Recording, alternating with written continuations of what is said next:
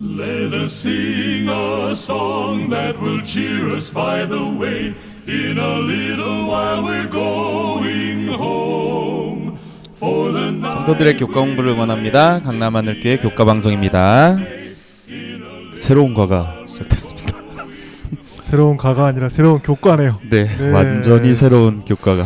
네. 먼저 우리 이 시간을 제일 좋아하시는 것 같더라고요. 댓글을 조금 소개해드리면 네. 지난 교과에 이런 댓글이 달렸는데 네. 우리 충북 영동에서 네. 우리 박세원님 댓글을 소개해드렸더니 저의 이름이 들려서 신기합니다. 방송 네. 잘 듣고 있습니다. 아마 오늘 한 번 더 신기하실 것 같아요. 우리 박세원님의 이렇게 댓글을 달아주셨습니다. 뭐 사실은 저희도 이렇게 댓글이 달려서 신기하고 매주 놀랍고 있습니다. 우리 구독과 아멘 갈수록 많이 눌러주심에 또한 놀라고 감사드리는 마음입니다. 하나만 더 소개해드리면 네. 경송님께서 네. 이런 댓글을 달아주셨어요. 하와이 드넓은 바닷가 벤치에서, 이 벤치가 영어 발음으로 쓰신 것 같더라고요. 벤치에서 강남하늘교회 교과방송 너무 잘 듣고 있습니다.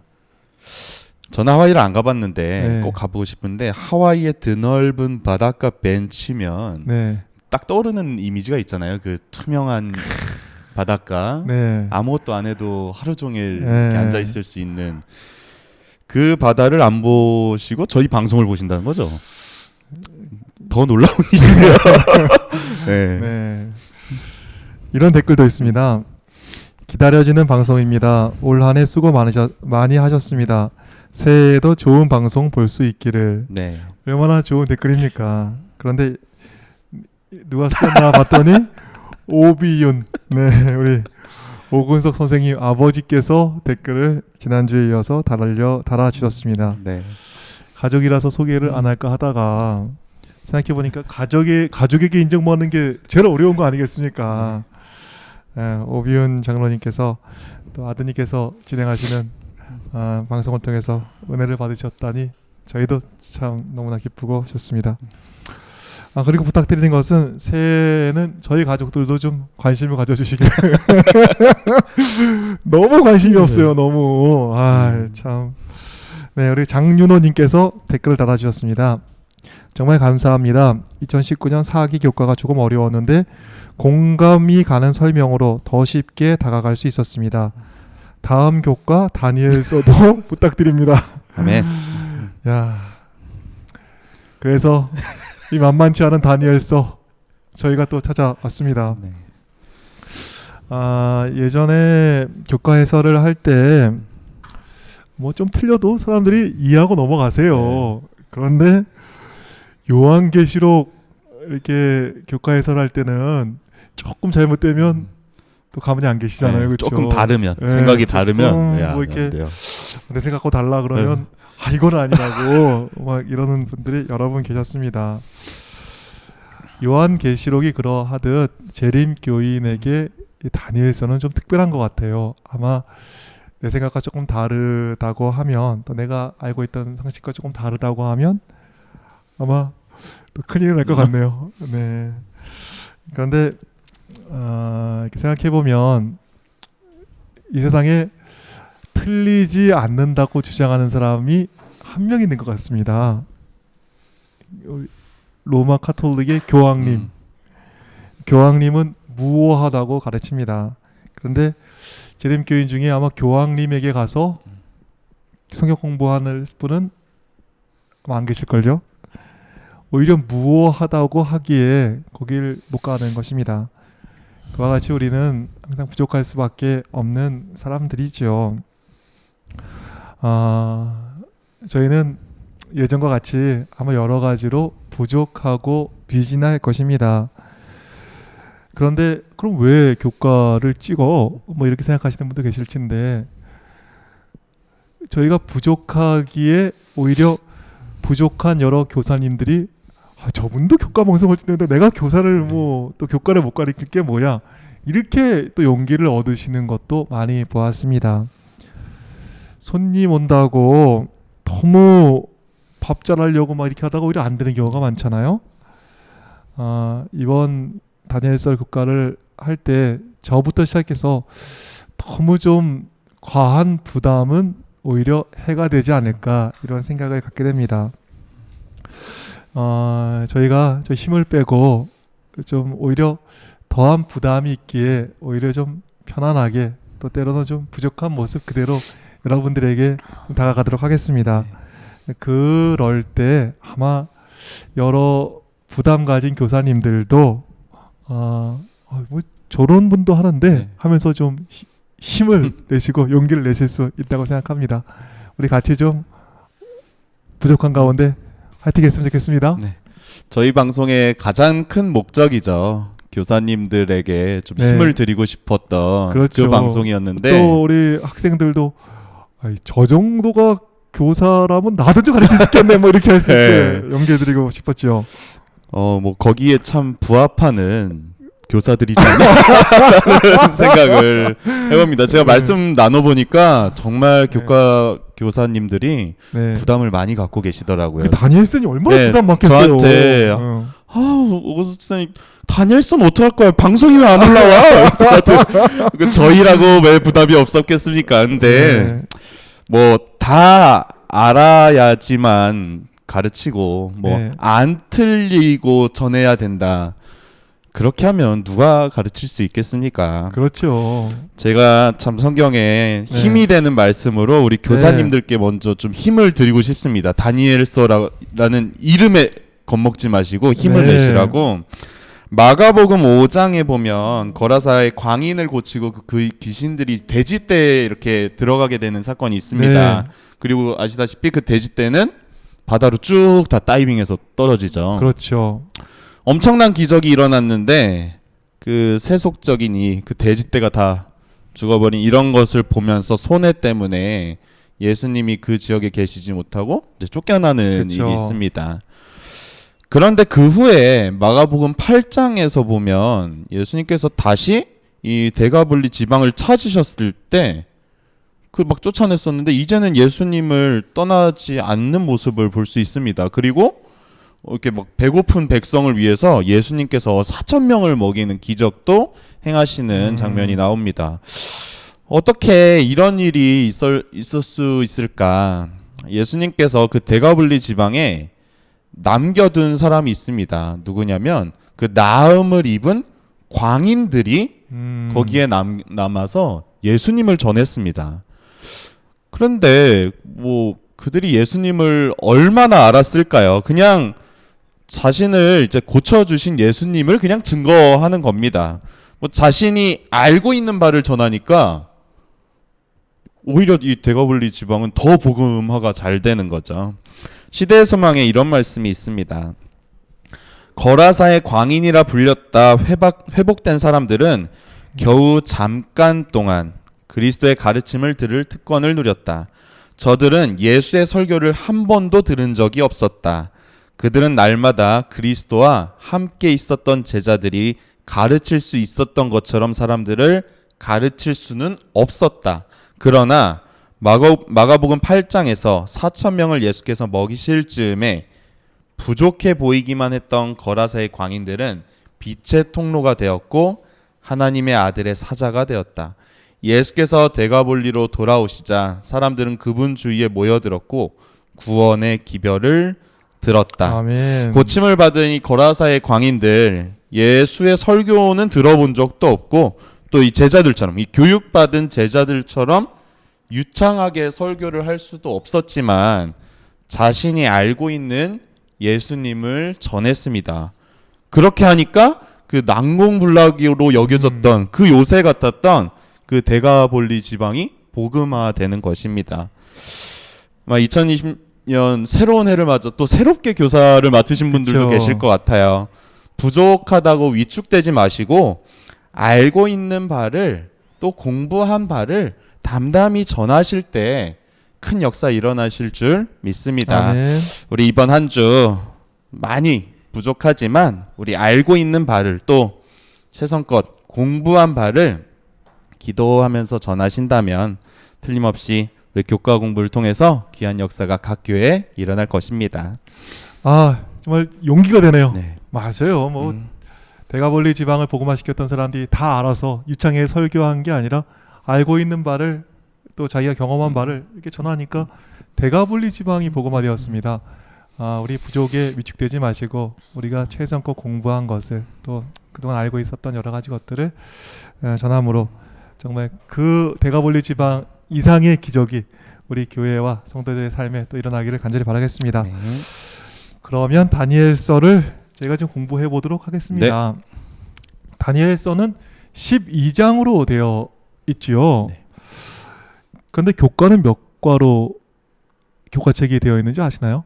13개 있죠. 네. 13번. 13격절을 우리가 외우듯이 13개로 되어 있습니다. 그러면 이 다니엘서를 어떻게 공부하면 좋겠습니까? 이 저자 교과를 쓰신 저자께서 1과에서는 다니엘서 총론을 이렇게 설명해 주셨습니다. 그리고 2과부터는 매주 한 장씩을 이렇게 진도로 다루고 있습니다.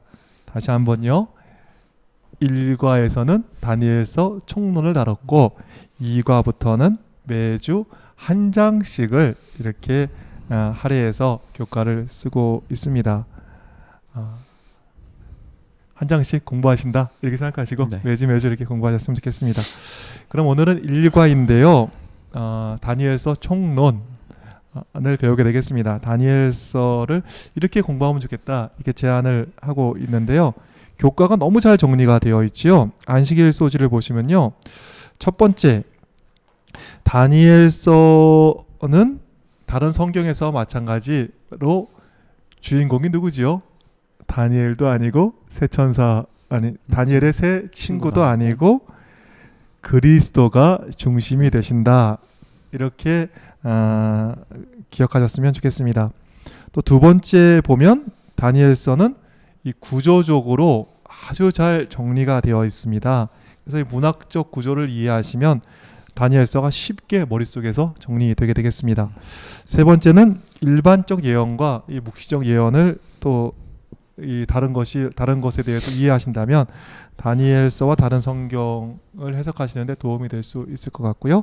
네 번째는 다니엘서를 연구할 때 많은 교회들이 이거는 과거에 있었던 어느 한 부분에 있었던 일이야 또는 아니야 그건 미래의 어느 시점에 있을 일이야 이렇게 얘기하는데 그런 과거주의도 미래주의도 아니라 민수기 14장 34절에 의거해서 연일 원칙에 따라서 그러니까 이게 하루가 연이 되는 거죠. 그런 원칙에 따라서 다니엘서가 해석되어야 된다 이렇게 얘기하고 있습니다. 다섯 번째는 다니엘서가 여러 정보를 제공할 뿐 아니라 오늘날 우리의 삶에도 다니엘서는 정말 특별한 관련성을 가지고 우리에게 전하는 그 기별이 있음을 이렇게 이야기하고 있습니다. 그러면 좀 하나하나 살펴보도록 하겠습니다. 네, 아마 이쯤 되면 오늘 방송이 빨리 안 끝나게 네, 길어지겠구나 아마 느낌이 오실 것 같은데 뭐 이렇게 서론이 이렇게 길었어. 네. 저희가 서론을 길게 한 이유 아시죠? 부담 갖지 마시고 편하게 하셨으면 좋겠습니다. 저 이렇게 잘 못하잖아요. 네. 이런데도 방송을 찍는데 네. 용기 내셨으면 좋겠습니다. 그래도 최선을 다해봐야겠죠? 네. 그렇죠. 간략하게 내용 설명해 보겠습니다. 우선 첫 번째 나왔었던 이 다니엘서의 중심은 네. 다른 성경에서와 같이 그리스도이십니다. 자칫 다니엘서 하면은 그 이야기 다니엘이 네. 겪은 이야기에만 네. 빠져서 정말 중요한 그리스도를 못 보지 않았었나 생각이 듭니다. 그러니까 다니엘서에 그리스도가 나왔는데 어디 좀 나오는 네, 거예요? 한번 볼까요? 네. 1장을 보시면 포로로 잡혀가서도 믿음을 지켰던 다니엘의 경험은 이 땅에 오셔서 믿음을 지키신 예수님의 모습을 닮은 것을 볼 수 있습니다. 네. 2장에서 모든 나라를 대체할 그리스도의 나라, 돌 나라를 보게 됩니다. 네. 3장에서는 풀무불에 들어간 다니엘의 새 친구들과 함께 하시는 그리스도를 보게 됩니다. 4장에서는 그 느부갓네살을 잠시 권좌에서 물러나게 하심으로 하나님의 이제 세상을 다스림을 보여주십니다. 그리고 그것은 다니엘서 7장에서 나라와 통치권을 받으시는 인자이신 그리스도를 우리에게 상기시켜 주십니다. 5장에서 페르시아인에게 무너진 바벨론의 최후를 보면서 그리스도와 그분의 천사들에 의해 무너질 종말론적인 바벨론을 또한 보게 됩니다. 6장에서 다니엘을 음해하려던 사건을 설명하면서 우리는 또 제사장들이 예수님을 음해하던 그 모습을 함께 볼 수 있습니다. 8장에서는 하늘 성소의 제사장이신 그리스도를 보고 9장에서는 희생 제물 되시는 그리스도를 보게 됩니다. 그리고 10장에서 12장까지는 이 악의 세력과 싸워 이기시고 사망의 권세로부터 백성들을 구원하시는 그리스도를 볼 수 있습니다. 1장부터 12장까지 모든 다니엘서의 중심에 그리스도가 계십니다. 제가 다니엘서를 공부할 때 신상을 살폈잖아요. 네. 다니엘서를 공부할 때 여러 동물들을 살피고 정말 예전에 안고 없는 찐빵 뭐 이런 게 있잖아요. 정말 그동안 이 다니엘서의 중심이 되시는 그리스도를 우리가 잘 보지 못한 것은 아닌지 다시 한번 돌아보게 됩니다. 이번 다니엘서 연결을 통해서 그리스도를 더욱 많이 보고 정말 다니엘서의 중심이신 그리스도에 대해서 더욱 많이 생각하는 그러한 일이 우리 가운데 있게 되기를 간절히 바라겠습니다. 네. 첫 번째 다니엘서의 중심이 그리스도였다면 두 번째는 이 배치가 좀 특별하다는 거죠. 다니엘서는 문학적 구조가 아주 특별하게 이렇게 구성되어 있는데요. 자, 이 나뭇잎이 있습니다. 7개 나뭇잎인데요. 이 놀랍지 않습니까? 이 겨울에 나뭇잎을 따오다니. 네. 교회 로비에 있는 나뭇잎을 하나 좀 따왔습니다. 이 나뭇잎 7개가 있는데 이걸 도대체 어떻게 배열하는 게 가장 좋을까요? 뭐 어떤 사람은 한쪽에 쭉 달 수도 있을 테고 어떤 사람은 뭐 이렇게 뭐 기분 내키는 대로 뭐 이렇게 오른쪽 왼쪽 이렇게 뭐 달 수도 있었겠습니다. 근데 나뭇잎이 어떻게 달려 있죠? 하나 맨 끝에 하나가 있고 다 이렇게 대칭되게 달려져 있습니다.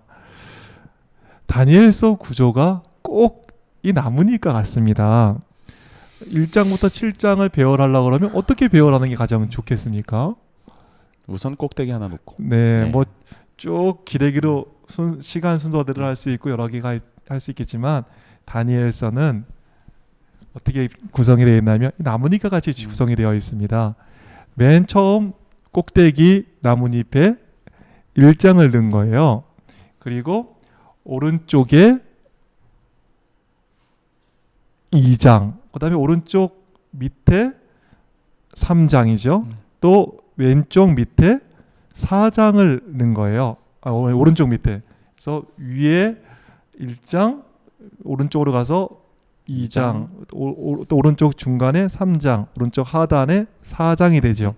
그리고 5장은 바로 요 밑에다가 배열을 하는 거죠. 4장 옆에 반대편 왼쪽 편에 놓은 거죠. 그리고 또 여기 보니까 6장은 어디예요? 그 위에. 왼쪽 위에. 7장은 어디죠? 위에. 맨 위에 이렇게 되겠습니다. 그런데 특별한 게 있죠. 이렇게 배열을 하니까 이 나뭇잎이 두 개가 어떻죠? 쌍으로 이렇게 있잖아, 양쪽으로. 이것처럼 다니엘서의 이 장들이 서로 만나게 됩니다. 그래서 보면 2장과 7장이 만나는 거예요. 또 세 번째 나뭇잎과 여섯 번째 나뭇잎이 만나듯 3장과 6장이 만나게 되겠습니다. 그리고 밑에 보면 네 번째 나뭇잎과 또 다섯 번째 나뭇잎이 만나듯 4장과 5장이 내용이 연결되게 되어 있는 것입니다. 정말 그런지 한번 살펴보겠습니다. 2장의 내용이 뭐지요? 왕국에 대한 느부갓네살의 꿈. 그러면 2장 앞에 뭐가 있죠? 7장이 연결된 게 있죠. 7장은 내 왕국에 대한 다니엘의 환상이 나옵니다. 아까는 느부갓네살의 꿈이었다면 이번엔 다니엘의 환상이 이제 뭐 동물이 나오고 하는 네. 다니엘의 환상이 7장에 나오게 되겠죠. 또 3장과 6장도 서로 통하게 되겠습니다. 3장은 뭐죠? 풀무불. 풀무불에 들어간 새 친구를 구원하시는 하나님이 나오십니다. 그럼 6장은 뭔지 좀 기억하시겠죠? 사자굴에서 다니엘을 구원하는 우리 그리스도의 그 역사가 등장하게 되는 것이죠. 4장은 뭘까요? 4장은 느부갓네살에게 임한 심판이었다면 5장은 벨사살 왕에게 임한 심판이 되겠습니다. 다니엘이 막 네. 배열되지 않고 우리를 사랑해서 정말 이렇게 아름답게 나뭇잎을 배열한 그리스도의 마음만큼이나 이것을 아주 효과적으로 잘 기억할 수 있도록 이렇게 구조를 배치하고 있는 것입니다. 그렇게 시간 순으로 이 다니엘서가 배치되지 않고 사상을 중심으로 서로 대칭되게 이렇게 배열되어 있음을 여러분 볼 수 있습니다. 아름답지 않습니까? 이 구조가. 이런 구조를 뭐 카이아즘 어려운 얘기를 이렇게 부르는데 한국말로는 교차 대꾸법이다 이렇게 부르게 되죠. 그래서 서로 교차해서 이렇게 대꾸되게 이렇게 배치됐다 이렇게 얘기하고 있습니다. 저는 뭐 교차 대꾸법 카이아즘 이렇게 부르기보다는 오늘 그냥 나뭇잎 구조다 쉽네요. 이렇게 좀 얘기하고 싶네요. 네. 야, 이 나뭇잎 구조다. 근데 제가 아무리 얘기를 해도 뭐 권위가 없지 않습니까? 네, 학계에서 말아줄 것도 아니고. 네. 이렇게 하면 어떨까요? 네, 뭐 이렇게 얘기를 하지만 뭐 네, 그렇습니다. 근데 이 나뭇잎 구조를 통해서 우리가 알 수 있는 게 있죠. 이 사상들이 반복됨을 알 수 있습니다. 2장과 7장이 서로 반복되고 또 3장과 6장이 비슷하게 반복되고 또 4장과 5장이 서로 반복되는 것입니다. 다니엘서가 제시하는 가장 효과적인 공부 방법을 알 수 있겠죠? 그것은 무엇이지요? 반복해서 얘기하니까. 다니엘서는 그 머리 좋은 다니엘서, 지혜로운 다니엘은 우리가 반복해야 됨을 이야기하고 있습니다. 그동안 아마 여러분들이 다니엘서를 통해 다니엘서 여러 경로로 들으셨을 것입니다. 그런데 또 다니엘서야? 뭐 이런 분도 계시겠지만 다니엘서 구조 자체가 반복을 통해서 공부하는 것이 효과적임을 구조 자체에서 이야기하고 있습니다. 배웠지만 반복을 통해서 더 깊은 진리 가운데로 이끌어지는 우리 모두가 되기를 또한 바라겠습니다. 네, 이제 화요일 서지로 오는 거 보니까 네. 속도를 좀 내야 될 것 같습니다. 일반 예언과 묵시적 예언을 비교하는 부분이 네. 화요일 소지에 나옵니다. 우리 일반의 예언은 인간의 반응에 의해서 그 성취가 이루어지는 게 있습니다. 근데 묵시적 예언은 하나님의 예지와 절대권에 의존하게 됩니다. 이 묵시 예언인 다니엘서 예언의 여러 예언들은 인간의 반응과는 관계없이 하나님의 주권하에 이루어지는 우리 제국의 흥망성쇠를 제시하고 있습니다. 네, 또 수요일 소지를 보시면요, 다니엘서를 연구하는 여러 방법이 나옵니다. 다니엘서는 과거의 일이야 네. 이렇게 얘기하는 과거주의가 있고요. 아니야, 미래에 일어날 일이야. 네. 미래 어느 시점에서 일어날 일이지. 이게 미래주의 이렇게 합니다. 또 관념주의도 있죠. 다니엘서는 그냥 영적으로 해석해서 해야 될 거지 네. 실제 일어난 일은 아니야. 이런 얘기도 있습니다. 근데 우리는 민수기 14장 34절의 말씀처럼 하루는 1년으로 네. 계산하는 연일 원칙에 따라서 2300주야가 또 70일회가 역사의 흐름 속에서 해석되어야 됨을 이야기하고 있습니다. 이런 해석을 성경적 해석이다 네. 이렇게 부르고 싶은데 전문가들은 또 역사적 해석이다. 네, 뭐 역사의 흐름에서 해석한다. 네, 역사적 역사주의. 해석이다 이렇게 부르네요. 네. 뭐 저는 그런데 성경적 해석이다 이렇게 부르고 싶네요. 네, 성경적 해석을 통해서 더 많은 은혜와 진리를 경험하는 또 발견하는 이번 다니엘서 교과 연구가 되기를 바라겠습니다. 네. 또 목요일 소지를 보시면 이게 참 중요한 것 네. 같아요. 잘 기억하시면 좋을 것 같아요. 다니엘서 뭐 자꾸 공부하냐고. 그게 나한테 무슨 의미가 있냐고 네. 도대체 이렇게 얘기하시는 분들이 있습니다. 세 가지를 이 교과는 이야기하고 있는데 참 읽으면서 감동이 됐습니다. 목요일 소지 보시면 다니엘서가 현대에 어떤 영향을 주는지 어떤 의미가 있는지 한번 보시면 하나님이 여전히 통치하신다. 이게 첫 번째입니다. 그래서 애고부의 종으로 팔려간 요셉, 또 페르시아의 정말 또 포로가 되어 있던 에스더, 또 바벨론의 포로로 잡혀간 다니엘. 이 청년들은 압도적인 이교의 영향 아래서 바람 앞에 촛불처럼 약하게만 보였습니다. 그런데 여호와께서 그들을 강하게 해 주셨고 놀라운 방식으로 그들을 사용해 주셨습니다. 요셉을, 또 에스더를, 바벨론에 잡혀간 이 다니엘을 그렇게 어려운 환경에서도 잘 사용해 주신 주님께서는 우리에게도 동일한 은혜를 주시지 네. 않겠습니까? 여러 시련을 만날 때, 또 어려움을 만날 때 다니엘을 도우셨던 우리 하나님께서 여전히 우리의 삶을 주관하시고 우리의 삶에 역사하시며 우리를 도와주실 것입니다. 네. 다니엘을 도우셨던 하나님 바라보시면서 힘과 용기를 내셨으면 좋겠습니다. 네, 지금 저희는 다니엘서가 현재 우리에게 현대적으로 어떤 의미를 주는지 살피고 있습니다. 두 번째로는 다니엘서 연구를 통하여 지금도 하나님이 역사를 주관하심을 볼 수 있습니다. 참 뉴스를 통해서 요즘 역사 누가 주관하는 것처럼 보이십니까? 딱 생각나는 인물 두 사람이 있는데 얘기해도 되나 모르겠어요. 네. 예, 뭐 자꾸 이랬다 저랬다는 사람 두 명이 있거든요. 그렇죠. 트럼프. 네. 참 희망을 찾기가 어렵습니다. 미국 또 대통령, 그 트럼프와 자꾸 이랬다 저랬다 같이 하는 네. 우리와 가까이에 있는 이 북한의 알 수 없는 젊은 지도자 김정은은 참 삶에 불안함을 줍니다. 역사에서 네. 계속 불안함을 증폭시키죠. 다니엘서를 연구하다 보면은 세상의 역사를 한치의 오차 없이 주관하시는 하나님을 만나게 됩니다. 아멘. 그럼으로써 그 역사를 주관하시는 하나님을 보면서 우리 믿음과 소망으로 충만하게 되는 것입니다. 그러네요. 뉴스를 보면 불안하고 답답한데 다니엘서를 보면 세상 역사를 주관하시는 정말 실수 없는 하나님을 보면서 용기를 얻게 됩니다. 다니엘서가 지금 현대에 어떤 의미가 있나? 세 번째이죠.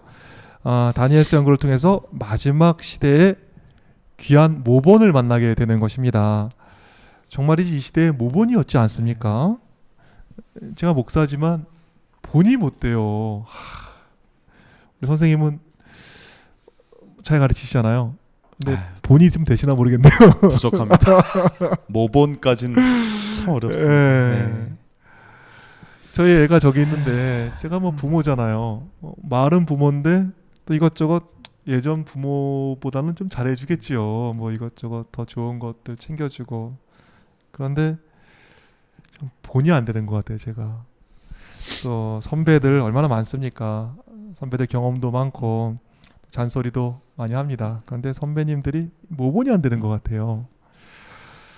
그런데 다니엘서와 세 친구를 보면서 마지막 시대의 백성들이 어떻게 살아야 되는지 우리는 그 귀한 모본을 보게 되는 것입니다. 모본이 없는 시대에 어떻게 살아야 될지 알 수 없는 시대에 우리는 귀한 정말 믿음의 모본, 또 세상을 어떻게 이길지 정말 이 세상에서의 승리하는 그 귀한 모본 역시 보게 되는 것입니다. 정말 이런 모본이 있는 다니엘서 참 제가 빨리 연가고 싶네요. 네, 오늘 총론을 살펴봤는데요. 총론만 살펴봐도 벌써 기대가 충만합니다. 네, 오늘 말씀 여러 가지 살폈는데 좀 정리해 주시면 좋겠습니다. 네, 항상 이렇게 성경 요한계시록 때도 그랬던 것 같은데 네. 제목만 봤을 땐 너무 걱정하다가 네. 일과를 딱 하면 네, 이번 거 재밌겠다라는 생각이 그렇죠. 들기도 네. 합니다. 오늘은 다니엘서의 총론을 함께 살펴보았습니다. 네, 첫 번째로 다니엘서의 중심은 그리스도임을 알게 되었습니다. 그리고 다니엘서가 어떤 구조로 배치되었는지도 살펴보았습니다. 다른 사람들은 그렇게 얘기 안 하지만 우리 유대경 목사님은 나뭇잎 구조로 되어 있다라는 말씀 주셨습니다. 세 번째로 인간의 반응과 관계없이 성취되는 우리 묵시적 예언에 대하여 잠깐 살펴보았습니다. 그리고 마지막으로 역사적 해석과 더불어서 우리 다니엘서 연구가 현대 우리에게 어떤 의미를 주는지 살펴보았습니다. 네, 다음 주에 뭘 배우게 되실지 이제 아시겠죠? 다음 주에는 다니엘서 1장, 네, 네, 1장. 한 장씩 배울 테니까 다니엘서 1장 연구로 여러분을 다시 찾아뵙겠습니다. 그때까지 안녕히 계시고요. 우리 부족함을 느끼는 여러 교사님들 용기 내십시오. 저희가 제일 부족합니다.